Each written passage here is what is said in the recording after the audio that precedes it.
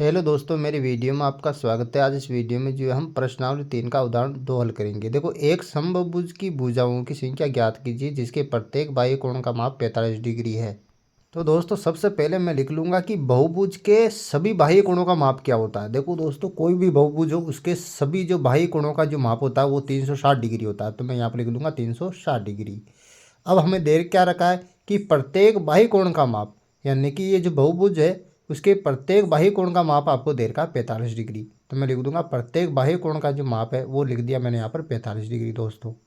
अब ज्ञात क्या करना है, भुजाओं की संख्या ज्ञात करनी है, यानी कि इस बहुभुज में भुजाएं कितनी है।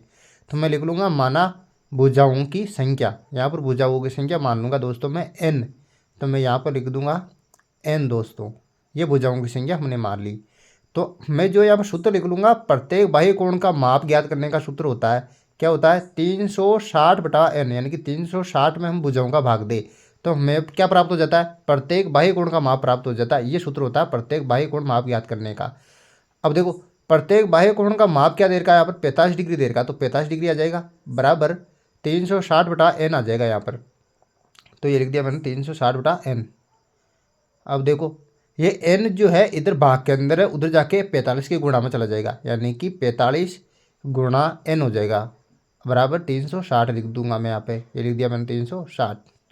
अब देखो, ये 45 जो है n के साथ गुणा में हो गया। अब 45 को मैं भाग में ले जाऊंगा उधर, n बराबर क्या हो जाएगा यहाँ पर जो है 360 के बटे में आ जाएगा 45। तो ये 45 लिख दिया।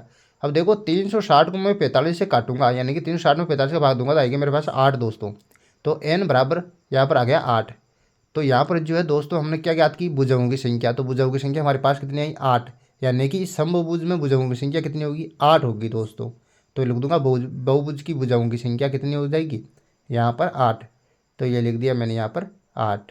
इस प्रकार से आसानी से इस प्रश्न को हल कर लेना है, वेरी सिंपल।